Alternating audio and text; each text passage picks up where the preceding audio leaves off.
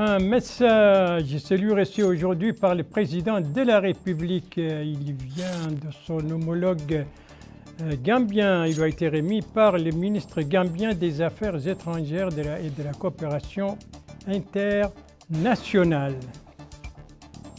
Une signature, celle d'un contrat d'augmentation donc signé entre la Mauritanie et l'Allemagne. C'était aujourd'hui à Nouakchott.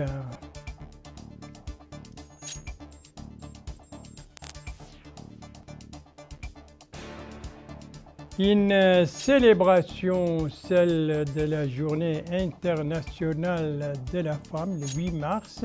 Célébration officielle à partir de Kaïdi sous la supervision de la MASEF, la ministre de l'Action sociale, de l'enfance et de la famille.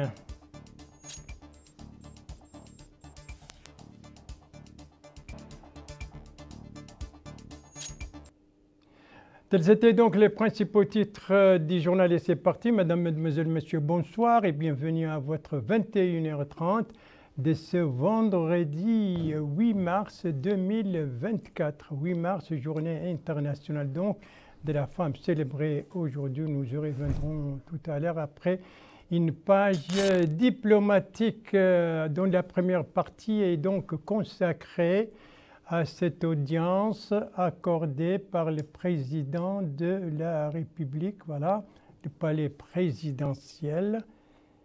Et on va voir, donc, c'est une audience qui a été accordée par M. Mohamed Ould Cheikh El Ghazouani au ministre gambien des Affaires étrangères et de la coopération internationale qui lui a remis un message de son président, une audience qui s'est déroulée en présence, donc, du ministre chargé du cabinet du président de la République et des ministres des Affaires étrangères, de la coopération et des Mauritaniens de l'extérieur. Alors, qu'est-ce qui a été discuté au cours de cette audience? Sur quoi porte ce message remis donc au chef de l'État et dans quel cadre se situe cette visite? Élément de réponse avec les chefs de la diplomatie gambienne. Je suis porteur de message de son Excellence le président Adama Barrow qui m'a envoyé auprès de son frère et ami le président Mohamed Cheikh El Ghazouani pour tout d'abord le féliciter pour son accession à la présidence de notre réunion. Et je profite de l'occasion pour saluer le dynamisme de la diplomatie mauritanienne, illustré par la présidence de mon frère et ami, le ministre Salem Merzouk, qui a présidé tout récemment le conseil exécutif extraordinaire sur Gaza à Jeddah. On était tous ensemble. Et le féliciter aussi pour la dextérité avec laquelle il dirige nos travaux au niveau de l'Union africaine. Ceci étant dit, nous sommes porteurs d'un message de son Excellence le président Adama Barrow pour solliciter le soutien de la Mauritanie pour l'organisation du sommet de l'organisation de la coopération islamique. Vous n'êtes pas sans savoir que la Gambie va organiser ce sommet le 4 et le 5 mai à Banjul, Inch'Allah, et nous compterons vraiment sur l'appui de la Mauritanie pour réussir cette exaltante mission. De par le passé, en 2006, nous nous rappelons que la Mauritanie a été d'un très grand soutien pour la réussite du sommet de l'Union africaine qui a été organisé en Gambie. Et le président a donné des instructions claires dans ce sens pour que je travaille avec mon frère ami pour qu'on puisse réaliser les vœux de nos deux chefs d'État pour une belle réussite lors de ce sommet de l'organisation de la coopération islamique en Gambie. Je profite aussi de l'occasion pour remercier les autorités pour l'accueil très chaleureux et l'hospitalité légendaire mauritanienne. En tout cas, nous nous sentons bien chez nous ici, comme la communauté mauritanienne aussi se sent très bien en Gambie. Et je profite de l'occasion pour saluer le dynamisme de cette communauté qui participe effectivement à la vie économique du pays. Et c'est des citoyens qui sont très respectueux des lois et nous avons le devoir avec mon frère de renforcer davantage cette relation très solide et historique. Je vous remercie.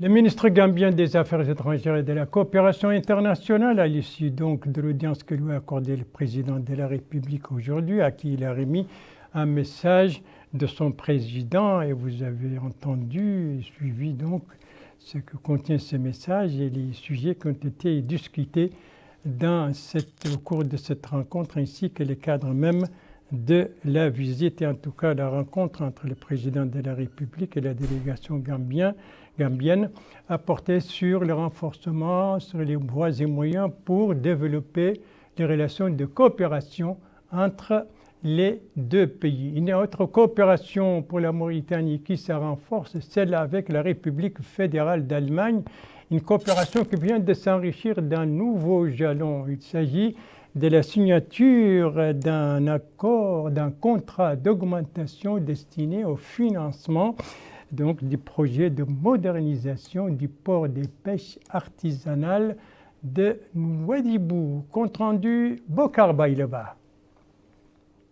Pour se moderniser, les ports de pêche artisanales de Nouadhibou ont besoin de financement. Sur ce plan, c'est déjà fait.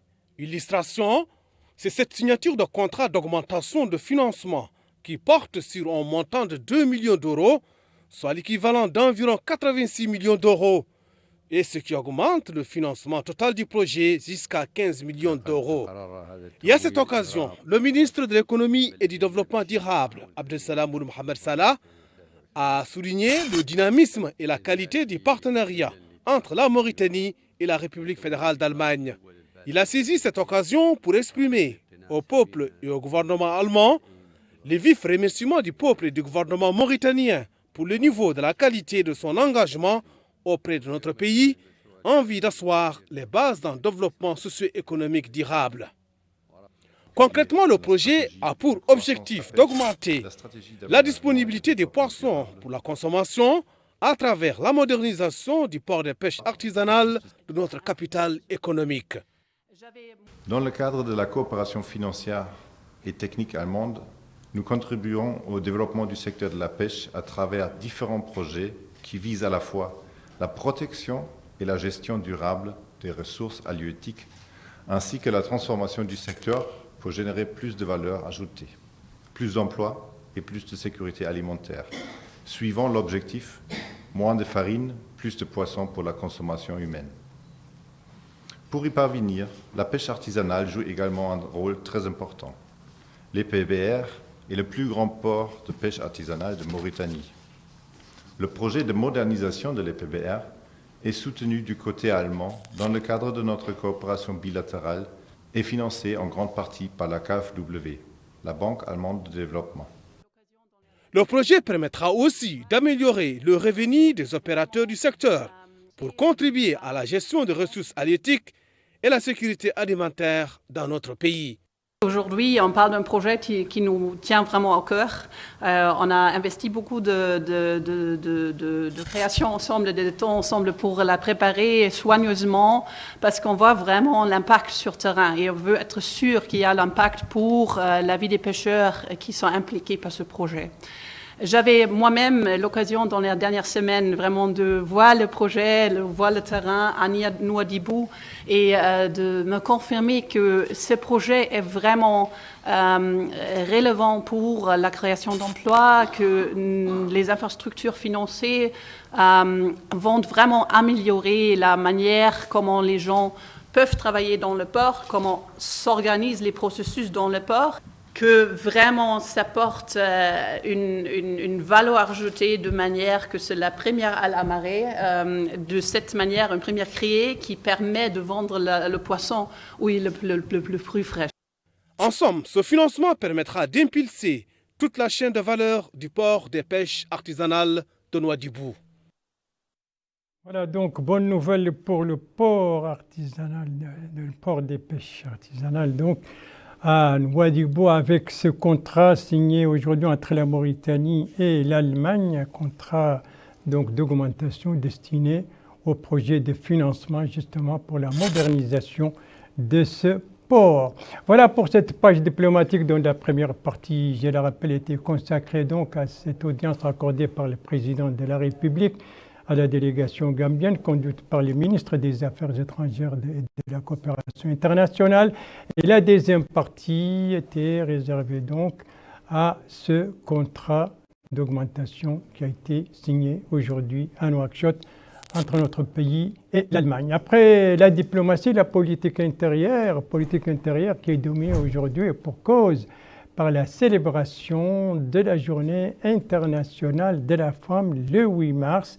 Une journée dont la commémoration officielle a commencé à partir de Kaïdi, la capitale d'Igorgol, sous la supervision de la MASEF, la ministre de l'Action sociale, de l'enfance et de la famille. Alors, qu'est-ce qui a marqué cette célébration là-bas à Kaïdi et sous quel thème a été célébrée cette année la journée du 8 mars?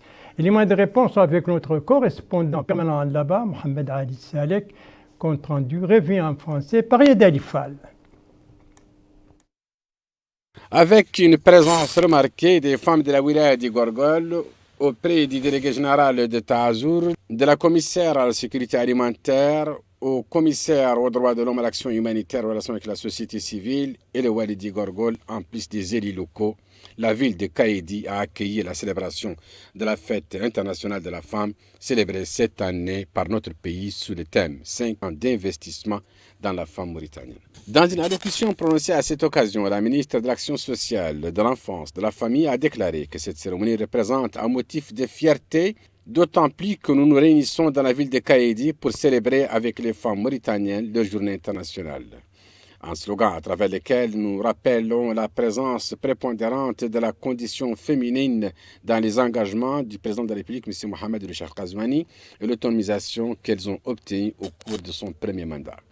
Elle a indiqué que son Excellence, le président de la République, a consacré un axe important de son programme Ta'ahoudati à l'autonomisation des femmes, demandant au gouvernement d'adopter des politiques de développement accélérant cet engagement. Par conséquent, a dit la ministre, le gouvernement a œuvré au cours de l'année écoulée à l'autonomisation économique, politique et sociale des femmes, ainsi qu'au renforcement de l'arsenal juridique protégeant leurs droits à travers, entre autres, la mise en place d'un comité national multisectoriel concerné par du suivi du dit programme. La ministre a indiqué qu'en matière d'autonomisation économique, le département de l'action sociale a mis en œuvre l'année dernière un programme de microfinance pour financer 6 000 projets générateurs de revenus, bénéficiant à 15 000 femmes, dont 600 femmes handicapées et 900 chefs de famille. Ces projets, a dit la ministre, ont touché toutes les wilayas du pays, avec une enveloppe financière dépassant 115 millions de MRI. Elle a ajouté 5 826 femmes et filles qui ont abandonné l'école ont également été formées à travers des antennes du centre.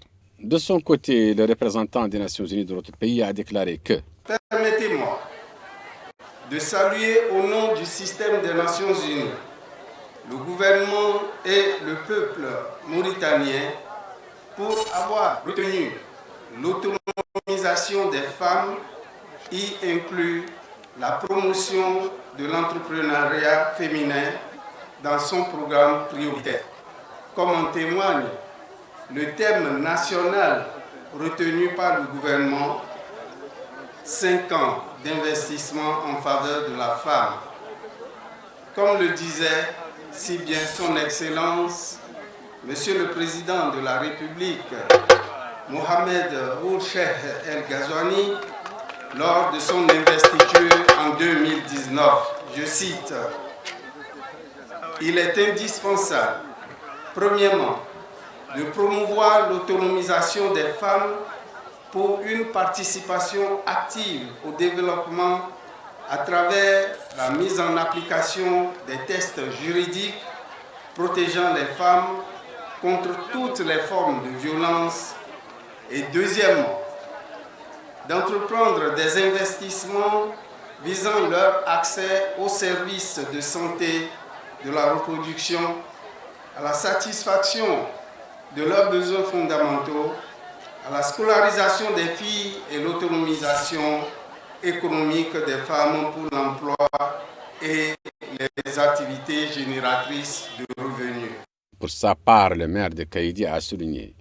Votre décision traduit éloquemment la volonté politique nationale pour une Mauritanie nouvelle de stabilité, de cohésion sociale et de développement socio-économique résolument inclusif, conformément aux engagements de son Excellence Mohamed Cheikh Ghazouani, mérite d'être loué à juste raison. Les communautés de la vallée en général, et notamment les femmes de Kéidi, sont reconnaissantes du fond de cœur à l'endroit du président de la République, de la première dame, de son premier ministre, pour les considérations qu'il leur accorde à l'occasion de la commémoration de la fête de la femme. La délégation a fait un tour dans le stand mis en place par des femmes de la wilaya du Gorgol, où elle a entendu des explications sur l'organisation de cette journée.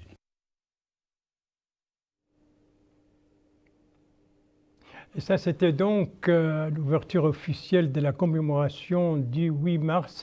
Ce matin, à Kaïdi, la capitale du Gorgol, sous la supervision de la ministre de l'Action sociale, de l'enfance et de la famille. La journée internationale de la femme placée cette année, je le rappelle, sous le thème 5 ans d'investissement en faveur des femmes. Et puis, bien entendu, nous restons toujours dans le cadre du 8 mars, car plusieurs activités ont été organisées. Parmi ces activités, celle dont vous voyez les images devant vous, et ça, c'était au commissariat chargé des droits de l'homme, de l'action humanitaire et des relations avec la société civile, cérémonie de signature d'accords de coopération et de partenariat avec des organisations féminines, les organisations de la société civile.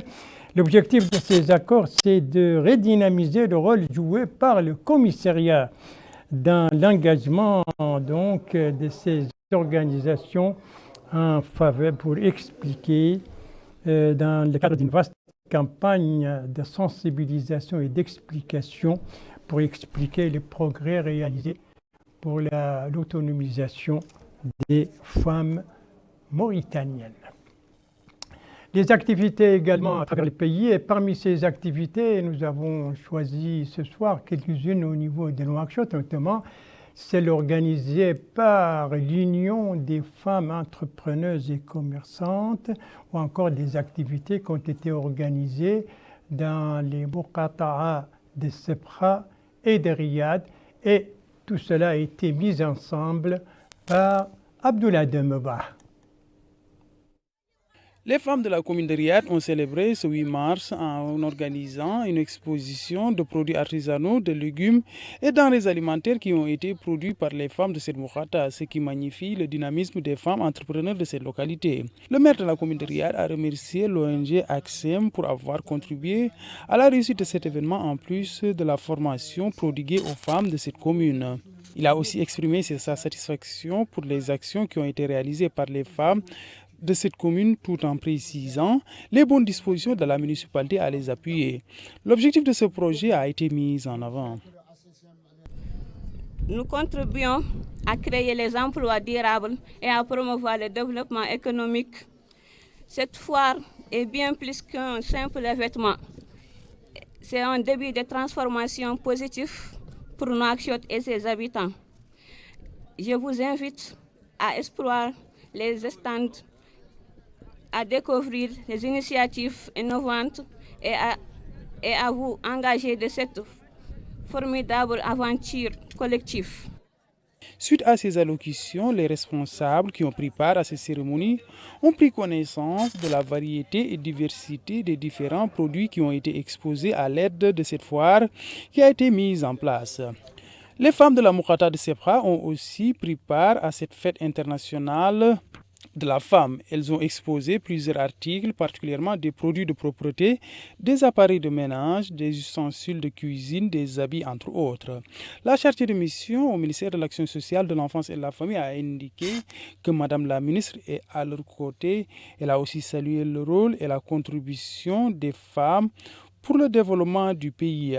La coordinatrice des coopératives féminines de la Muqata'a de Sebra a pour sa part salué le rôle des femmes ainsi que leur contribution Elle a aussi déclaré que cette exposition joue un rôle important dans la promotion de la femme. Plusieurs femmes membres de ces différentes coopératives ont pris la parole au cours de cette cérémonie. Le réseau mauritanien des femmes entrepreneurs et commerçantes a aussi commémoré la fête internationale de la femme à l'aide d'une exposition de produits et d'articles traditionnels participant ainsi au développement du pays. La présidente du réseau mauritanien des femmes entrepreneurs et commerçantes a exprimé les remerciements du réseau qu'elle préside à l'endroit du président de la République au vu dit-elle de l'appui dont les femmes ont eu à bénéficier. Elle a aussi mis en avant l'objectif de ce réseau dans le cadre de la contribution de la femme à son autonomisation ainsi qu'au développement du pays. La digitalisation permet aux femmes d'accéder à des informations, des ressources et des réseaux professionnels à l'échelle mondiale pour faciliter l'échange des idées et la collaboration avec d'autres institutions et d'autres entrepreneurs afin de documenter les meilleures pratiques. Ensuite, la réduction des barrières géographiques. Grâce à la technologie, les femmes peuvent créer et gérer les entreprises sans être limitées par leur emplacement géographique. Les plateformes en ligne, les médias sociaux et les autres outils de communication facilitent la mise en réseau et la collaboration à distance, surtout l'accès au positionnement au marché. À la suite de ces allocutions, les participants ont suivi cette foire de produits qui ont été exposés au niveau du marché des femmes. Et toujours dans le cadre des activités marquant donc la célébration du 8 mars, a signalé cette marche organisée par les femmes du parti Tawasul. C'était bien entendu aujourd'hui une marche qui a emprunté l'avenue Jemal Abdel Nasser, l'occasion pour ces femmes de dénoncer, de condamner les massacres et toutes les violences subies par leurs sœurs palestiniennes à Gaza de la part de l'occupant sioniste. Elles ont appelé la communauté internationale d'intervenir pour arrêter cette agression contre ces territoires palestiniens. Et sur un autre plan maintenant de politique intérieure, eh bien, les femmes de Tawasul ont demandé une baisse des prix durant le mois béni du Ramadan et la réalisation des aspirations des femmes dans tous les domaines. Voilà, le 8 mars, journée internationale donc de la femme célébrée aujourd'hui sous le thème 5 ans d'investissement en faveur des femmes. Merci de suivre les JTF de Mauritania. La suite du journal avec 2 ateliers, une clôture et une création.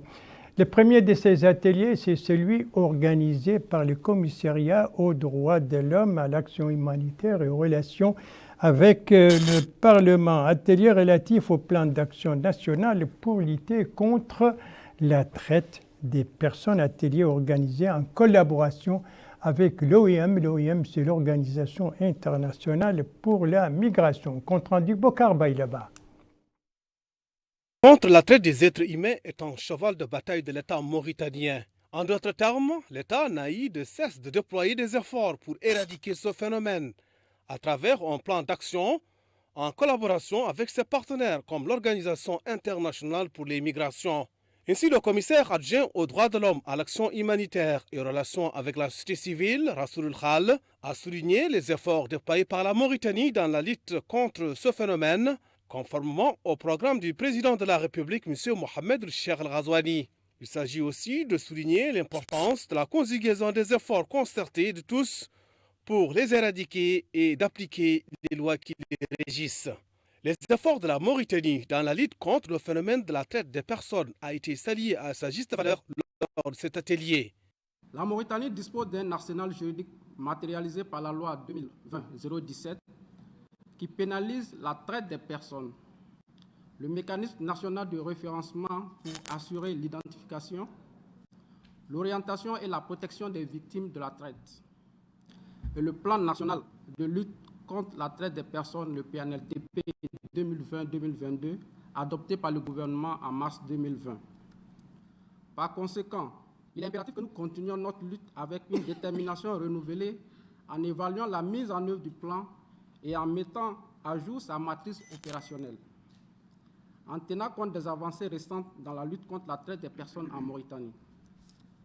Mesdames et messieurs, je vous exhorte donc à participer activement à cet atelier, à partager vos expertises, vos idées, vos recommandations, afin que nous puissions ensemble élaborer un plan d'action solide et efficace pour les années à venir. Ensemble, la vision de l'État est de renforcer le cadre institutionnel, le respect des pactes internationaux pertinents que la Mauritanie a ratifiés avec un plan d'action national dans le domaine de la lutte contre la traite des personnes. Mettre en place donc une stratégie nationale de lutte contre la traite des personnes, tel était l'objectif donc de cet atelier organisé aujourd'hui à Nouakchott par le commissariat en collaboration avec l'OIM. Nouakchott qui vient également d'abriter la première phase du projet protection civile et médecine d'urgence. Eh bien, cette clôture de cette première phase, c'était ce matin, cérémonie qui s'est déroulée au siège du ministère de l'Intérieur et de la décentralisation. Les résultats de cette première phase avec Abdoulaye Demba. La première phase de ce projet a permis de renforcer les capacités des ressources humaines et la logistique des membres du secteur de la santé et de la protection civile. Ce projet, financé par l'Organisation du traité de l'Atlantique Nord, OTAN, a aussi mis l'accent sur les interventions d'urgence, la fourniture d'équipements nécessaires à la prévention des accidents de la route. Le secrétaire général du ministère de l'Intérieur et de la décentralisation, Mohamed Mahfoul Brahim Ahmed, a apprécié la coopération entre notre pays avec l'OTAN et la Roumanie dans le cadre de ce projet, la Mauritanie particulièrement. Le secteur de la santé et la délégation générale à la sécurité civile et à la gestion des crises, dit-il, a bénéficié de cette première phase du projet de protection civile et de la médecine d'urgence. Suite à 3 années de coopération, on peut dire qu'on a réussi à changer les choses ensemble, en faire les choses mieux, et on a travaillé sur plusieurs secteurs. Un, ça c'est l'appel d'urgence, où par le financement qui est plus de à peu près $1 million qui était mis par l'OTAN, on a essayé d'acheter des matériaux, d'équipements de communication, de logiciels pour le système d'appel d'urgence, ce que l'appel d'urgence soit traité plus efficace pour la population. Rappelons que la clôture des activités de cette première phase de ce projet sur la protection civile et la médecine d'urgence s'est tenue en présence du délégué général à la sécurité civile et à la gestion des crises, le général Abou Mali Hadi Sidioul Amar. Ça, c'était donc la cérémonie de clôture aujourd'hui de la première phase du projet protection civile et médecine d'urgence, un projet financé par l'Alliance Atlantique. Une activité qui s'achève, une autre qui commence, celle de l'atelier organisé à Nouadhibou sur le protocole additionnel de la Convention d'Abidjan. Coup d'envoi ce matin dans notre capitale économique sous la supervision du secrétaire général du ministère de l'Environnement. L'objectif de cet atelier donc avec notre correspondant permanent sur le midi, compte rendu revient en français par Mohamed Khattat. L'objectif principal de l'atelier est d'informer et de sensibiliser les parlementaires et les acteurs de la société civile sur les protocoles additionnels de la Convention d'Abidjan. Supervisant l'ouverture de l'atelier, le secrétaire général du ministère de l'Environnement, M. Abdi Oudejiyed, a précisé que la Convention d'Abidjan est un accord cadre global pour la protection, la préservation de la biodiversité marine et côtière de la côte atlantique de l'Afrique de l'Ouest, centrale et australe, que la Mauritanie a signé en 1981 et ratifié en 2010.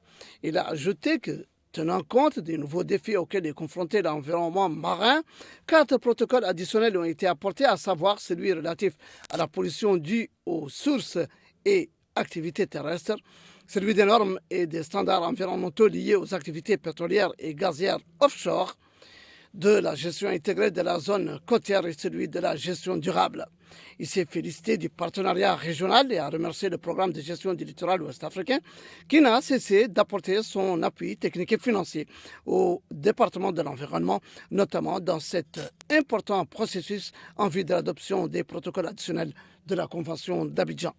Il faut noter qu'au cours de l'atelier, des experts présenteront des jours des communications portant sur les ressources maritimes et les défis de l'environnement marin, notamment la pollution due aux sources et activités terrestres, ainsi que les activités pétrolières et gazières offshore.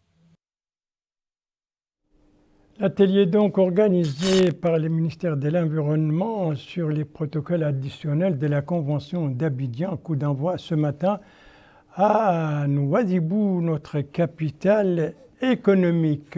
Et on va terminer ce journal par ce meeting organisé par le Forum politique pour l'unité, meeting à l'occasion de sa création, de sa constitution, et c'était hier soir au Palais des Congrès en présence de nombreux cadres de l'INSA, mais aussi des sympathisants de ce forum.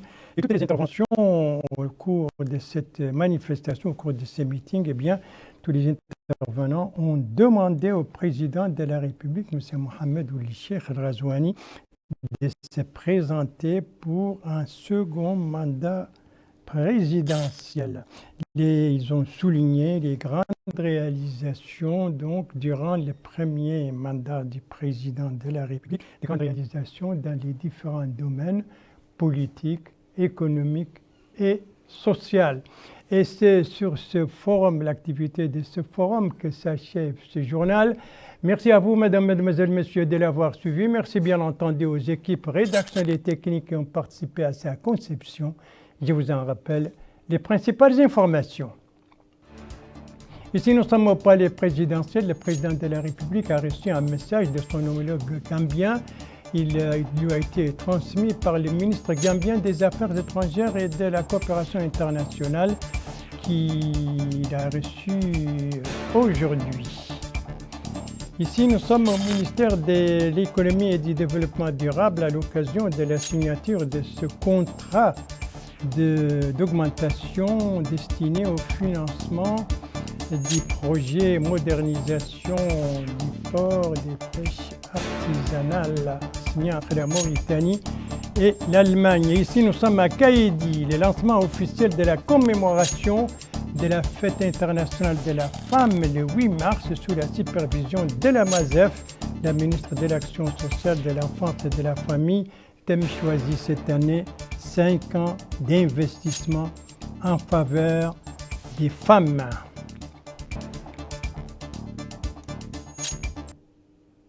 Et puis, je vous signale qu'après ce journal, vous pourrez suivre donc un programme consacré à la déclaration conjointe qui vient d'être signée, c'était hier précisément, entre la Mauritanie et l'Union européenne, des invités, des responsables du ministère de l'Intérieur et de la décentralisation, débat dirigé par Najah Ahmed. Quant à moi, il ne me reste plus qu'à vous souhaiter une très très bonne fin de soirée, une très très bonne fin de semaine et à vous donner rendez-vous, Inch'Allah, demain à la même heure, 21h30. Bonsoir.